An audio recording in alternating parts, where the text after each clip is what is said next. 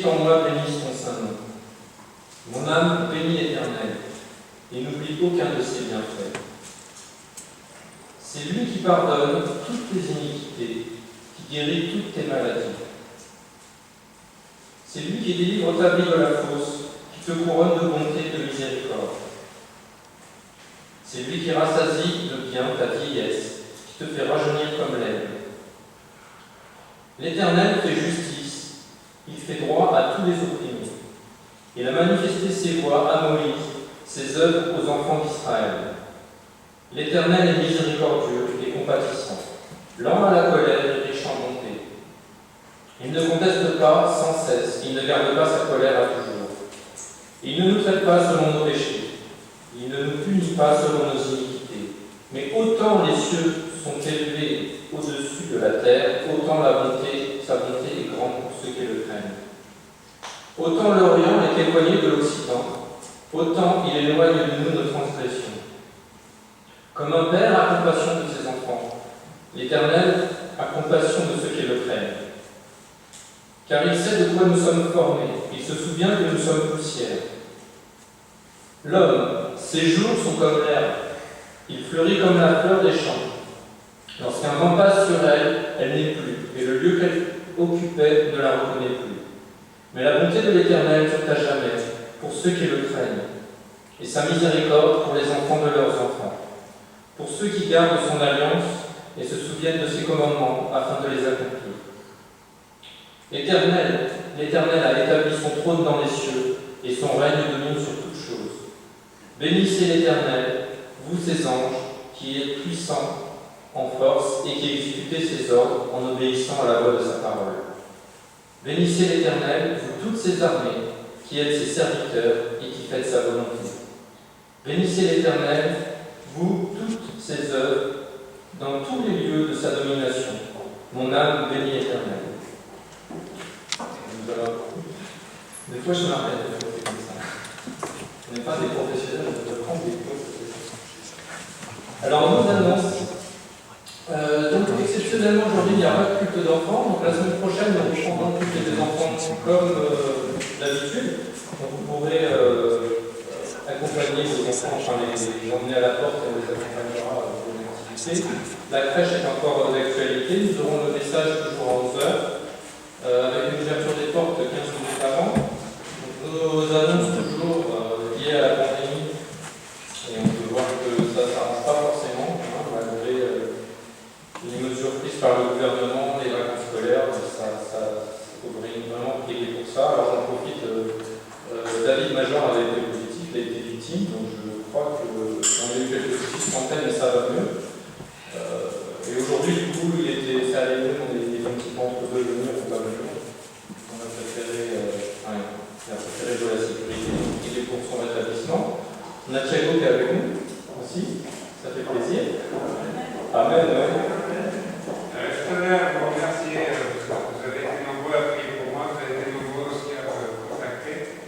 Ça m'a vraiment, c'était chaud au cœur, je vous remercie pour votre prière. Et merci Seigneur, le Seigneur a écouté vos prières, mes prières, je vais mieux, je vous remercie. Je ne suis pas débarrassé, j'ai encore quelques soucis, mais merci Seigneur, ça va mieux. Je suis content d'être ici ce matin. Merci Thiago. Et qui, donc voilà, on a aussi qui est passé par quelques épisodes un peu compliqués, il est avec nous ce matin, donc on peut espérer que ça se passe bien, que ça se poursuit correctement. Voilà, donc merci Seigneur. Et pour les malades, alors voilà, on a quelques-uns qui avaient des petits virus passagers, tout va bien. Voilà, qui, Rachel, tout va bien, tout le monde est là, donc tant mieux. Mais il faut vraiment continuer à prier pour cette pandémie parce que c'est pas facile, c'est pas. Donc voilà. Donc nos annonces, vous savez, pour le Covid, on garde les masques toujours. Les offrandes se font donc en sortant par les deux portes extérieures comme d'habitude. Vous pouvez faire des virements sur le compte éventuellement, le compte de l'église. On nettoie les sanitaires si on les sollicite, on évite de trop se regrouper. Je vous remercie pour votre coopération au niveau de tout ce qui est enregistrement sur le site, aussi comment quitter la salle parce que c'est vraiment compliqué, mais on voit qu'on a besoin de ces sécurités pour éviter de se transmettre le virus, sinon ça serait dommage. sont amenés à vivre. Donc merci, même si vous dites encore un mec de l'église, c'est un peu fait ce qui est écrit dedans, mais bon, il faut quand même s'inscrire.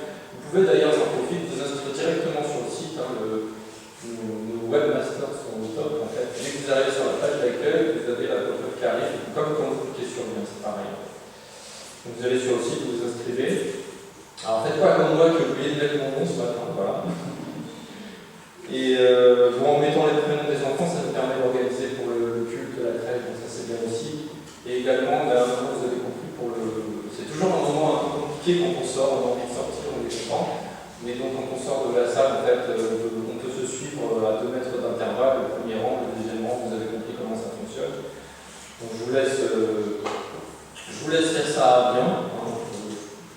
Je vous invite pas forcément c'est à toi de te lever maintenant, mais je sais que vous êtes tous conscients et impliqués pour ça et je vous en remercie. Alors donc voilà pour nos petites annonces. Regardez bien les plannings toujours pour le nettoyage notamment, le nettoyage des locaux. N'oubliez pas votre tour. Qu'est-ce que j'ai oublié? Donc voilà, pour la semaine prochaine, le culte des enfants. Alors on a parmi nous aussi Jérémy qui va nous apporter le message. Tu vas bien chez toi? Ok, merci pour le déplacement. Et bientôt, on a 2 personnes qui vont partir pour les États-Unis. C'est bon? Très bientôt. Très bien. Demain matin. Le taxi, c'est OK? Le taxi, c'est bon? Le taxi? Oui? Il est là. Super. On compte sur toi. Ok, écoutez, on vous souhaite en tout cas un bon voyage. Nous prenons le temps de saluer tout le monde. Et on compte, que tu reviennes un peu plus tard. On compte dessus. Ok, bon, merci. On prie aussi pour votre voyage, pour les examens de santé que tu auras. Oui. J'ajouterais une petite annonce, Dieu vous lance et je peux revenir sur le péché. J'en ai parlé avec quelques gens, ça semble général extraordinaire. D'accord. De l'association. De l'association Église Baptiste. Ok. Donc on prévoira ça. Très bien. Alors est-ce que j'ai oublié les annonces?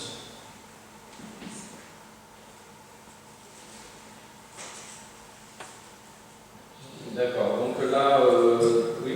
Le bruit qu'on entendait tout à l'heure, est-ce que vous savez ce que c'était? Bon, ça devrait être d'accord sur la tête. Sur la tête? C'est que la tête du remarque. Ok, bon, c'est parti pour nous. Ok, merci pour l'application à tous les endroits, parce que c'est vrai que des fois certains sont malades. On prend cette plaque dimanche, mais on n'est pas forcément là si on a un test à faire ou quelque chose. Eh bien, si j'ai rien oublié, on va poursuivre. On va poursuivre. Pour la première fois, oui. S'il y a quelqu'un dans le. Ah, exact. Merci, Michel. Est-ce que nous avons des invités pour la première fois dans la salle? Non, tout le monde est habitué. Bienvenue aux habitués. Voilà, donc nous allons poursuivre avec un autre chant qui va s'afficher.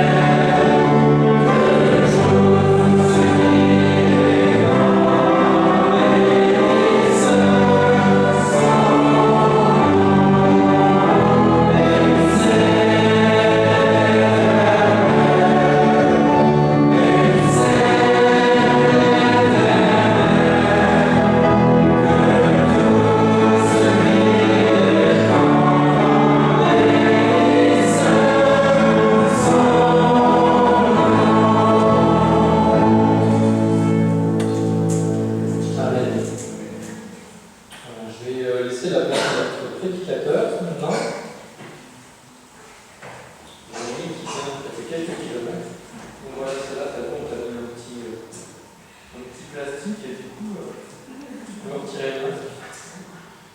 Je sais pas comment il savait que je postillonnais beaucoup. En tout cas, bonjour à tous. C'est encore une fois une joie pour moi de pouvoir être ici, de partager ces moments avec vous. Frère Abel m'a dit la semaine dernière, tu sais, c'est le dernier dimanche de Paul et Alexis. J'ai dit, oula. Bon, je m'attends à ce que ce soit une journée chargée émotionnellement, et c'est tout à fait normal. C'est tout à fait normal. Et donc, c'est en perspective de cela que j'ai choisi ce passage ce matin du livre des Actes, chapitre 20. Et nous lirons à partir du verset 17, Actes chapitre 20, verset 17 jusqu'à 38. Cependant, de Milet, Paul envoya chercher à Éphèse les anciens de l'Église. Lorsqu'ils furent arrivés vers lui, il leur dit, vous savez de quelle manière, depuis le premier jour où je suis entré en Asie, je me suis sans cesse conduit. Servons le Seigneur en toute humilité, avec calme, au milieu des épreuves que vous suscitez les préjugés. Vous savez que je n'ai rien caché de ce qui vous était utile et que je n'ai pas craint de vous prêcher et de vous enseigner publiquement et dans les maisons, annonçant aux Juifs et aux Grecs la repentance envers Dieu et la foi en notre Seigneur Jésus-Christ. Et maintenant, voici, liés par l'Esprit, je vais à Jérusalem, ne sachant pas ce qui m'y arrivera. Seulement, de ville en ville, l'Esprit Saint m'avertit que des liens et des tribulations m'attendent. Mais je ne fais moi-même aucun cadenas, comme si elle m'était précieuse, pourvu que j'accomplisse ma course avec joie et le ministère que j'ai reçu du Seigneur Jésus, d'annoncer la bonne nouvelle de la grâce de Dieu. Et maintenant, voici, je sais que vous ne verrez plus mon visage, vous tous, au milieu desquels j'ai passé en prêchant le royaume de Dieu. C'est pourquoi je vous déclare aujourd'hui que je suis pur du sang de vous tous, car je vous ai annoncé tout le conseil de Dieu sans rien cacher. Prenez donc garde à vous-même et à tout le troupeau sur lequel le Saint-Esprit vous a établi évêque pour paître l'Église de Dieu, qui s'est acquise par son propre sang. Je sais qu'il s'introduira parmi vous après mon départ, des loups cruels qui n'épargneront pas le troupeau, et qui s'élèvera au milieu de vous des hommes qui enseigneront des choses pernicieuses pour entraîner les disciples après eux. Veillez donc, vous souvenant que durant 3 années, je n'ai cessé nuit et jour d'exhorter avec larmes chacun de vous. Et maintenant, je vous recommande à Dieu et à la parole de sa grâce, à celui qui peut édifier et donner l'héritage avec tous les sanctifiés. Je n'ai désiré ni l'argent, ni l'or, ni les vêtements de personne. Vous savez vous-même que ces mains ont pourvu à mes besoins et à ceux des personnes qui étaient avec moi. Je vous ai montré de toute manière que c'est en travaillant ainsi qu'il faut soutenir les faibles et se rappeler les paroles du Seigneur qui a dit lui-même, il y a plus de bonheur à donner qu'à recevoir. Après avoir ainsi parlé, il se mit à genoux. Et il prit avec eux tous. Et tous fondirent en larmes. Et se jetant en coup de Paul, il l'embrassait, affligé surtout de cette année, il ne levait plus son visage, et il l'accompagnait jusqu'au matin. Moi-même, je n'ai pas été sous le ministère de pasteur Adéant comme vous l'avez été, mais je m'associe à vos émotions et à vos sentiments aujourd'hui. Ce chapitre 20 du livre des Actes nous relate justement le moment de séparation de Paul avec les anciens de l'église d'Éphèse. Paul achève son dernier voyage missionnaire, vraiment, l'étoile fait route vers Jérusalem, où il a été chargé de remettre ses offrandes recueillies auprès des églises d'origine païenne en faveur des frères indigents de l'église de Jérusalem. À ce moment-là, donc, comme nous l'avons lu, Paul se trouve à Milet, c'est une ville qui se situe sur le littoral de l'Asie mineure, et c'est seulement à peu près à 48 km de la ville d'Éphèse. Dans les versets juste avant, on voit que Paul avait eu le projet de passer par Éphèse, mais sans vraiment s'arrêter. Mais il avait vraiment surtout à cœur de voir ses frères d'Éphèse une dernière fois, et donc il a fait venir ses anciens de l'église d'Éphèse jusqu'à Milet pour qu'ils puissent leur parler une dernière fois. Et donc ici, ici, Paul donne une conclusion à son ministère auprès de l'église d'Éphèse. Tout comme l'apôtre Paul et les anciens d'Éphèse, il arrive au cours de notre vie ces moments douloureux de séparation, des moments nécessaires de séparation avec nos bien-aimés, que ce soit des enfants qui quittent le nid familial pour suivre leurs études, pour le mariage, pour une carrière professionnelle, ou que ce soit des amis qui déménagent pour des raisons professionnelles, ou parfois aussi des frères et sœurs en Christ qui partent sur le champ de mission ou qui le quittent, dans le cas ici ce matin, pour une retraite bien méritée, n'est-ce pas? Vous-même, aujourd'hui, vous vous apprêtez à connaître ce moment de séparation avec vos bien-aimés. Et en lisant ce passage, je ne pouvais que penser à combien la situation est similaire. Mais il y a une chose qui m'a surtout sauté aux yeux ici dans ce passage, c'est que 3 fois l'apôtre Paul utilise l'expression « et maintenant ». Et maintenant, peut-être que beaucoup se sont demandé ces derniers mois, ou se demandent peut-être encore aujourd'hui, et maintenant, qu'allons-nous faire? Que va-t-il se passer? Et j'aimerais vraiment vous inviter à considérer ici le discours de l'apôtre envers ces anciens de l'église d'Éphèse pour trouver l'encouragement dont nous avons besoin aujourd'hui et pour les mois à venir. Première chose que j'aimerais souligner ici, c'est que maintenant, il faut accepter les certitudes et les incertitudes de la vie. Il y a beaucoup d'incertitudes en ce moment. Cette année 2020 a été caractéristique de cela, n'est-ce pas? On ne sait pas ce qui va se passer avec cette épidémie. On ne sait pas ce qui va se passer sur le plan économique, sur le plan social, sur le plan politique. Beaucoup d'incertitudes. Mais grâce à Dieu, nous chrétiens, comme nous l'avons chanté ce matin, nous avons de grandes certitudes. La plus grande certitude, c'est que Christ nous a sauvés. La plus grande certitude, c'est celle de son amour envers nous qui est infini, incommensurable. Accepter les certitudes et les incertitudes de la vie, c'est, vous me direz probablement, c'est la vie par la foi. La foi, c'est cela. Nous avons des certitudes qui nous viennent de la parole de Dieu, mais il y a aussi des incertitudes. Nous avons la certitude que Christ va revenir, n'est-ce pas? Mais nous ne savons pas quand. Ici, Paul, à ses auditeurs, il dit également à plusieurs reprises, vous savez, en parlant du passé, où il déclare aussi 2 fois je sais, ou une fois ne sachant pas. Beaucoup de certitudes et d'incertitudes dans ce passage. Par rapport au futur, par rapport même au présent, par rapport à la situation actuelle. Les certitudes passées que Paul souligne ici, c'est par rapport à son témoignage personnel. Vous savez, verset 18, vous savez quel était mon témoignage. Vous savez ce que je vous ai enseigné. Vous savez toutes ces choses. Vous savez de quelle manière je suis entré en Asie et je me suis sans cesse conduit avec vous. Vous connaissez le témoignage de vie de Paul et d'Alexis. Vous avez cette certitude par rapport à ce que vous avez pu vivre avec eux au cours de ces années. Vous avez cette certitude. Et ce sont les vôtres. Le ministère de Paul ici auprès des Éphésiens n'a pas été facile. N'importe quel serviteur de Dieu vous dira que le service pour le Seigneur n'est pas quelque chose qui est facile.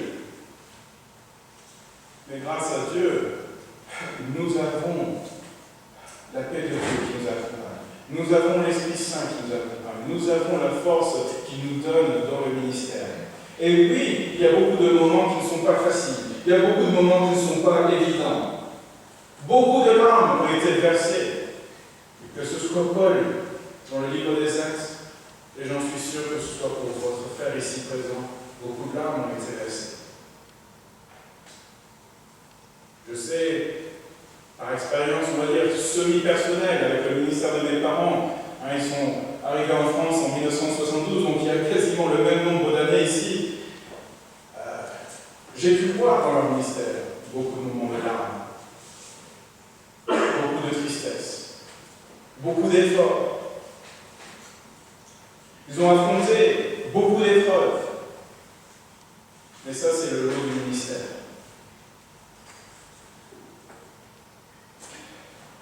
Ce dont Paul était assuré ici, eh bien, c'est d'avoir accompli son ministère. Il a fait ce pourquoi il avait été appelé. Il a prêché la repentance. Il a enseigné les frères. Il a passé ces 3 années.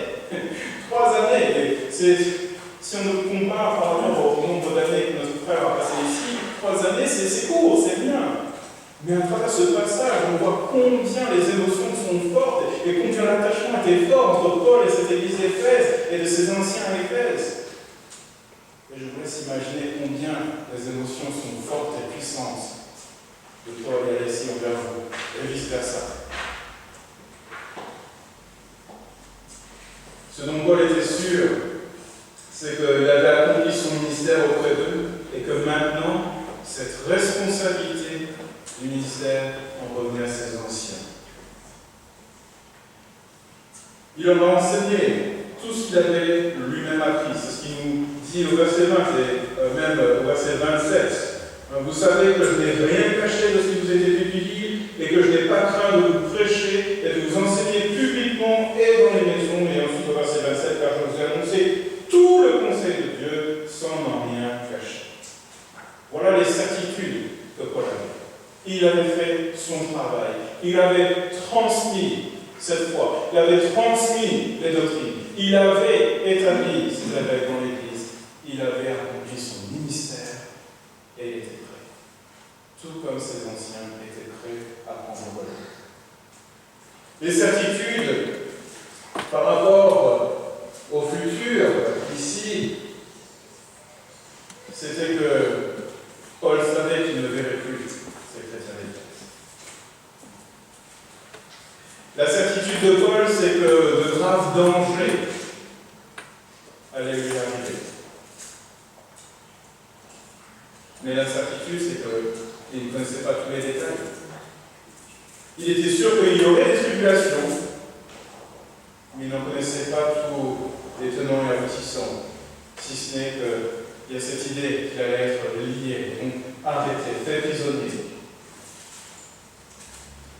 Les certitudes également par rapport à sa situation présente, c'est qu'il est conscient que c'est lié par l'esprit qu'il va à Jérusalem. Il est conscient que sa situation là maintenant, bien qu'elle soit pas plaisante du tout, il sait que c'est dans la volonté de Dieu.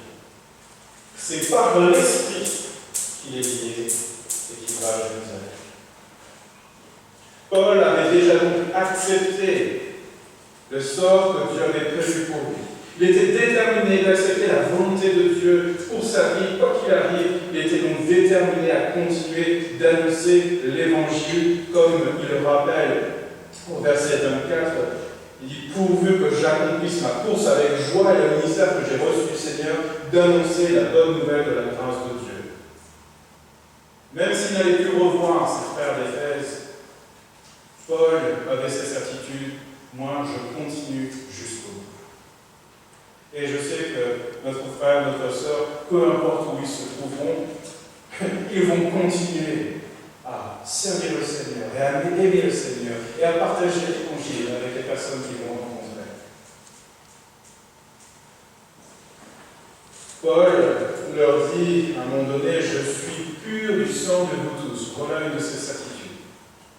C'est-à-dire que Paul était conscient que son ministère à Éphèse était accompli. Il était conscient qu'il avait transmis tout ce qu'il fallait pour ses frères et sœurs en Christ. Le relais avait été confié. Il l'avait confié à des hommes fidèles, ce qu'il avait reçu du Seigneur lui-même, pour qu'à leur tour, ils puissent l'enseigner à d'autres. C'est ce qu'il avait écrit également à Timothée, n'est-ce pas? De confier à des hommes fidèles ce qu'il avait reçu. Et vous avez parmi vous des hommes fidèles qui ont reçu l'enseignement de Paul et d'Élian pendant toutes ces années et qui aiment le Seigneur et qui servent le Seigneur. Et ça, c'est une certitude que vous avez aujourd'hui. L'amour de l'apôtre Paul pour les chrétiens d'Éphèse était indéniable. Et à cause de cela, ça va rendre ce moment d'autant plus difficile et déchirant pour chacun d'entre eux. La deuxième chose que j'aimerais vous souligner, c'est que maintenant, il faut suivre la voie qui a été tracée. Paul, à plusieurs reprises dans ce passage, revient sur son ministère parmi les Éphésiens et les appelle à suivre son exemple de vie chrétienne et de ministère. Ici, il a souligné les caractéristiques que chaque chrétien doit développer, que nous soyons dans le service pour le Seigneur à plein temps ou non, mais il va de soi que pour le serviteur de Dieu, ces caractéristiques doivent être présentes. Verset 19, il dit « Servons le Seigneur en toute humilité ». L'humilité. Cette même humilité qui caractérise notre Seigneur Jésus-Christ, qui n'a pas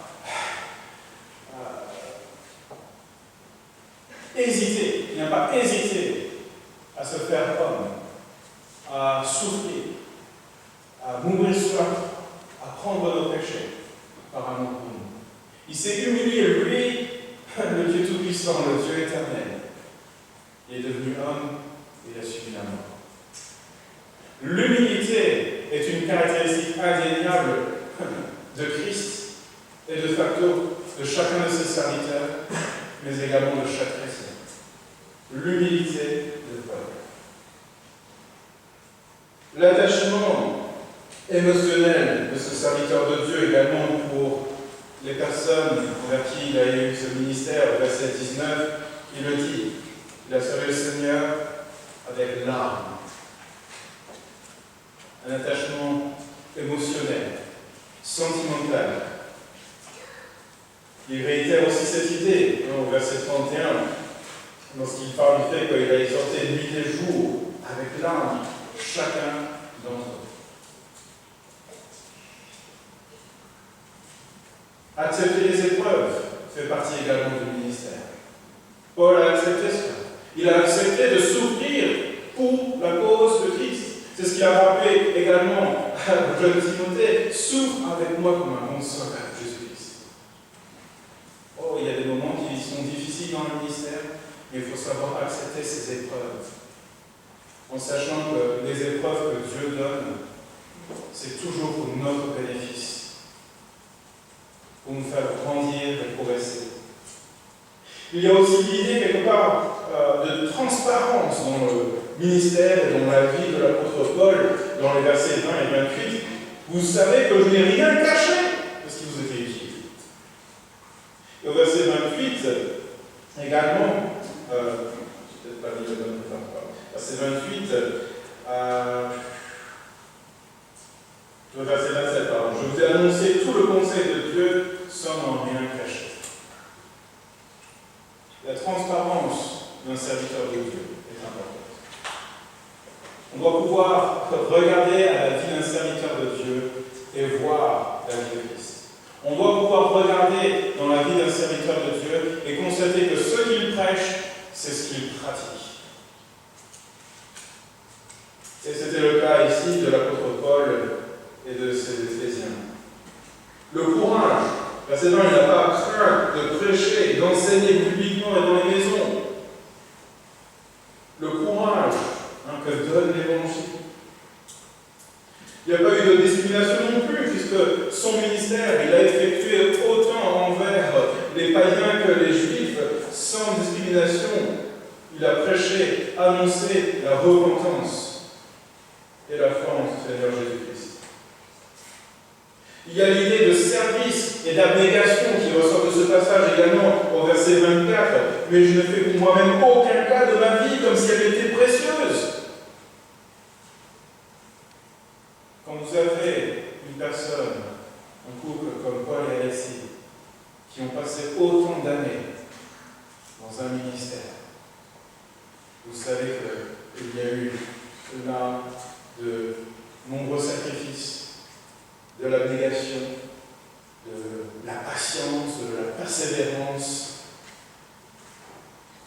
c'est les caractéristiques que nous voyons dans l'apôtre Paul et ce que nous devons trouver dans les serviteurs de Dieu.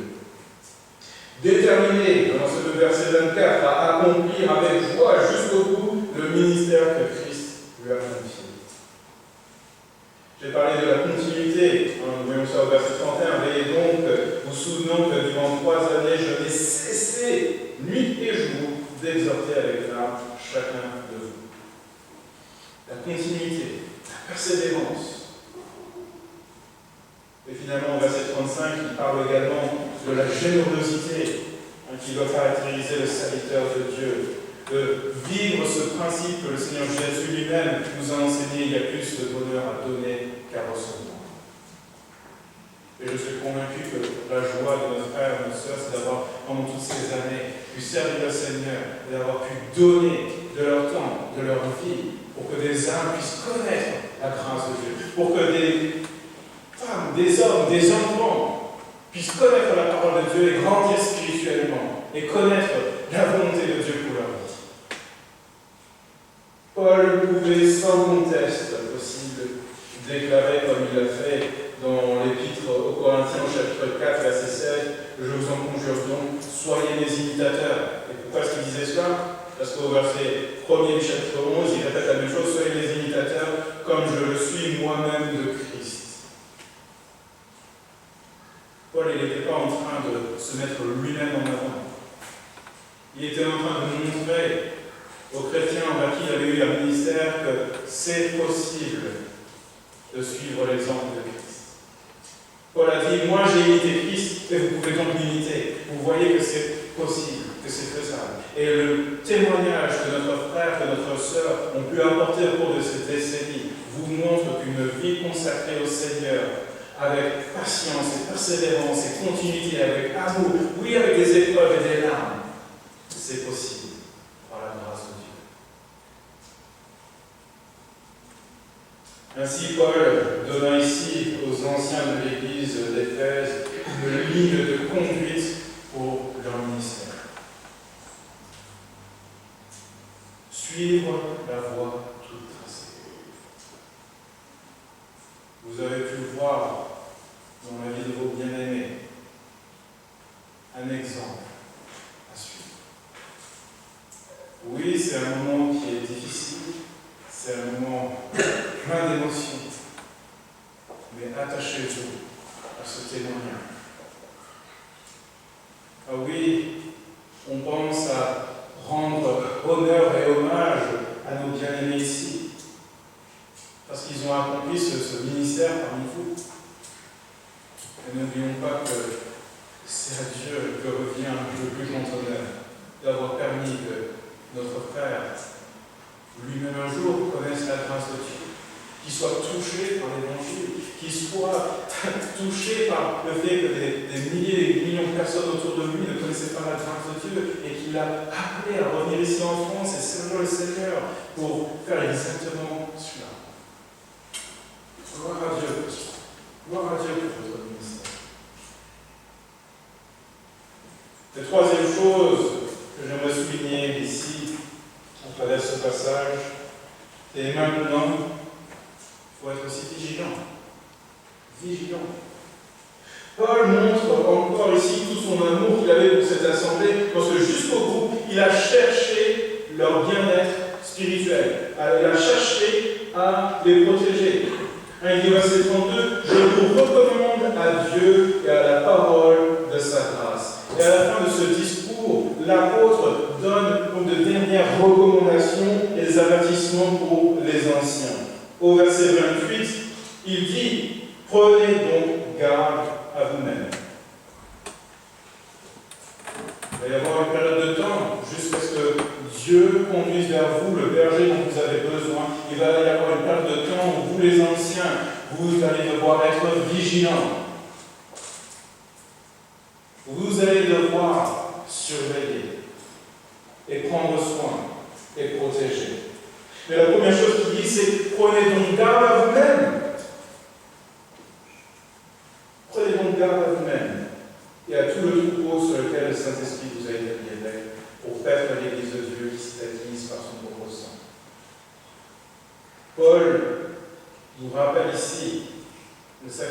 sacrifice immense que Christ a payé, qui nous permet aujourd'hui d'être appelés les enfants de Dieu, qui nous permet aujourd'hui d'avoir la capacité spirituelle de pouvoir enseigner, encourager, exhorter, édifier, de reprendre aussi, de protéger, de préserver. Paul ici parle du fait qu'il faut être vigilant.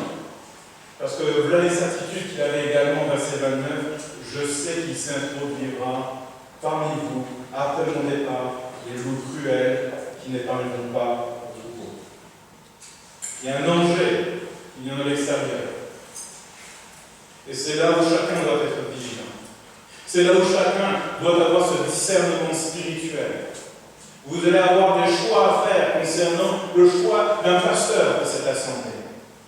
Et chacun d'entre vous, vous avez reçu l'enseignement de notre frère Bédéian, vous avez reçu la doctrine de la parole de Dieu, qui doit vous permettre d'avoir ce discernement dans ce choix pour un futur pasteur de cette Église. Protéger de l'extérieur, parce qu'effectivement, peu importe l'époque, peu importe le siècle, à travers l'histoire, dans toutes les églises, les dangers ont été présents. Des gens de l'extérieur qui ont cherché à nuire au ministère, à diviser une église. Mais Paul souligne également dans ce passage qu'il y a un autre danger. Au verset 30, il s'élèvera du milieu de vous des hommes qui enseigneront des choses pernicieuses pour entraîner les disciples après eux. Et je prie que ce ne soit pas le cas ici. Mais c'est toujours un danger sur lequel il faut être vigilant. On espère et on veut que tout se passe bien. Tout comme, bien moi en tant que parent, j'espère que tout se passe bien pour mes enfants. Mais ça n'empêche pas que si nous nous promenons dans la rue, je suis vigilant pour eux. Même mon fils qui a 13 ans, je suis encore vigilant pour lui. Parce qu'il ne pense pas forcément au danger potentiel. Vous qui êtes parents, vous savez de quoi je parle. Hein, on a tout de suite ce sens inné de la protection pour nos enfants, de se dire, je vais aller au-delà et voir qu'est-ce qui pourrait se passer. Et prévenir du danger, mettre en garde contre ces dangers. Et donc Paul, ici, appelle les frères à être vigilants. Et ça va être un moment qui va être compliqué, c'est un moment qui va être difficile, parce que je suis conscient de la réalité spirituelle dans notre pays, mais même dans d'autres pays à travers le monde, la difficulté de trouver un serviteur de Dieu. Et un serviteur de Dieu qui soit fidèle à la parole et qui vive ce qu'il prêche. Partout il y a des dangers. Et la difficulté et le danger, c'est que souvent la tentation de on ne trouve pas, et hop, on a quelqu'un, et on se précipite, sans discerner, sans être vigilant. Paul, ici, avec ce discours auprès de ces anciens de l'église d'Éphèse, il les met en garde, il les rappelle de ce que lui-même a vécu, les épreuves, les attaques, de combien il a consacré sa vie à prier pour eux et à les exhorter.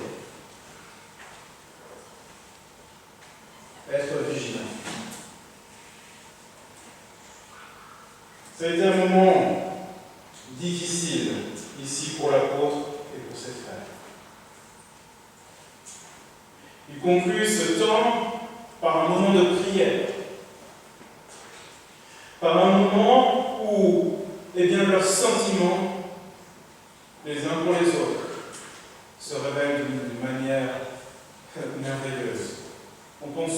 larmes, oh, c'est terrible, les larmes. Les larmes, c'est la tristesse. Et oui, c'est effectivement un moment de tristesse pour ces hommes, parce qu'ils ne verraient plus jamais son visage. Et là, je vais faire une parenthèse, parce qu'ils ne verraient plus son visage, c'est vrai. Mais ils ont revu Paul une fois au ciel, dans un corps glorifié. C'était plus le même homme. Et aujourd'hui, tous ces frères sont ensemble dans la présence du Seigneur et à louer le Seigneur. Et s'il y a une certitude qu'il nous faut aussi nous rappeler à nous aujourd'hui, c'est que même si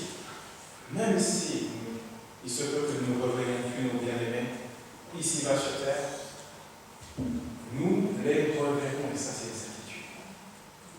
Et ces larmes de tristesse que l'on peut avoir aujourd'hui peuvent devenir des larmes de joie, parce que nous avons la foi en les promesses de notre Seigneur Jésus-Christ, que nous serons tous un jour changés à son image parfaite, et que nous serons tous dans sa présence, dans la félicité éternelle. Et ça, c'est une assurance. Si bien que, aujourd'hui, ce n'est pas un jour où nous allons faire nos adieux. Nous devons le voir à plus tard.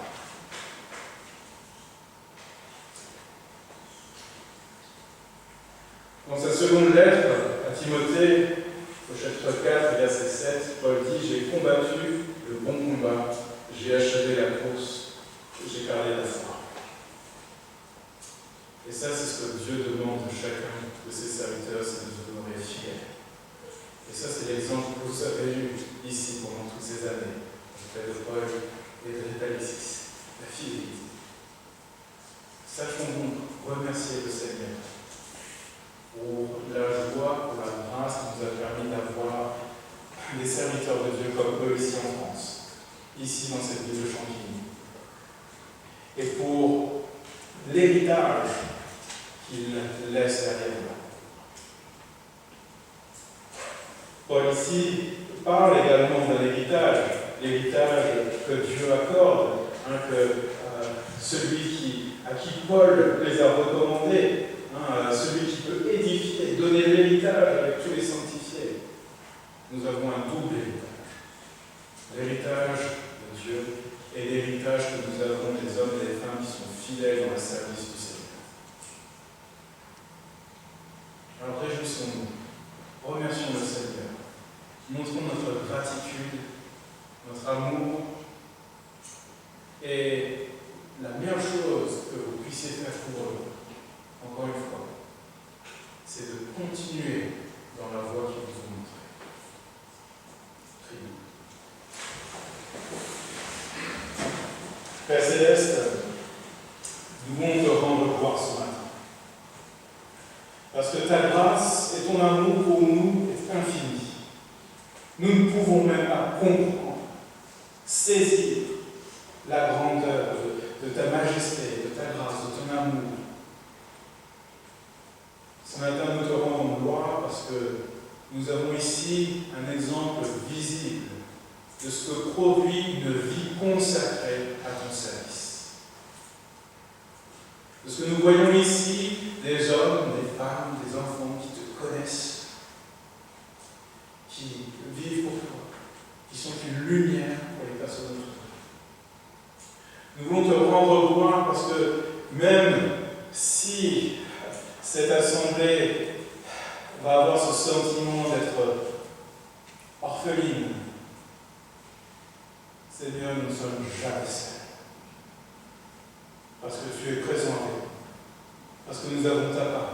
Parce que nous avons ton Esprit Saint. Et nos frères et sœurs ici ont aussi cet exemple de vie qu'ils ont en eux, ancré dans leur cœur. Et je prie, Seigneur, pour cette Église, que tu leur donnes le courage, la force de continuer à vivre pleinement pour toi, à continuer à tenir ferme sur ta parole, à être vigilant et à continuer, Seigneur, d'être cette lumière pour cette ville en ténèbres. Seigneur, ce matin, nous te rendons gloire parce que tu es digne de louange, parce que nous a permis de passer ce moment ensemble. Oui, dans une situation compliquée avec beaucoup d'incertitudes dans notre société aujourd'hui, mais nous avons cette assurance que toute chose concourt à notre bien. Seigneur, nous te remettons notre frère, notre sœur. Je te remets également cette assemblée. Et je prie, Seigneur, pour que tu continues de leur donner ta paix et ton réconfort, et avec cette assurance, Seigneur, que nous nous reverrons un jour. C'est une certitude. Au nom de ton Fils Jésus-Christ. Amen.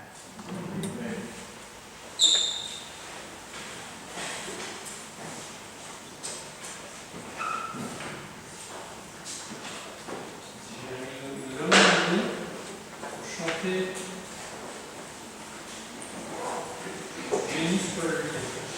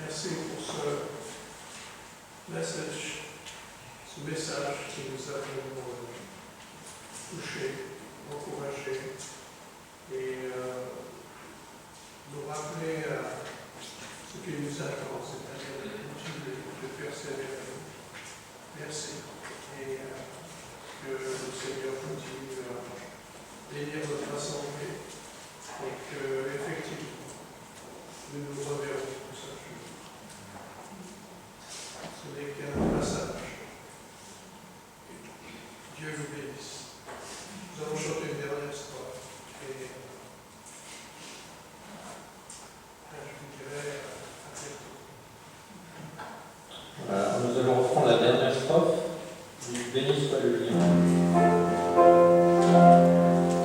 Si nous devons bientôt quitter ces lieux bénis, nous nous retrouverons là-haut pour toujours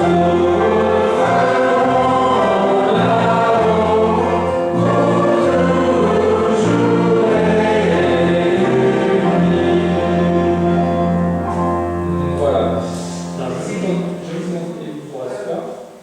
Pour terminer, on aimerait aussi chanter pour le couple pastoral. Le 200. Je vais vous demander de vous asseoir, s'il vous plaît, et on va chanter pour le départ, Paul Alexis, le chant qui est à l'écran. Donc c'est le numéro 200, donc on dit.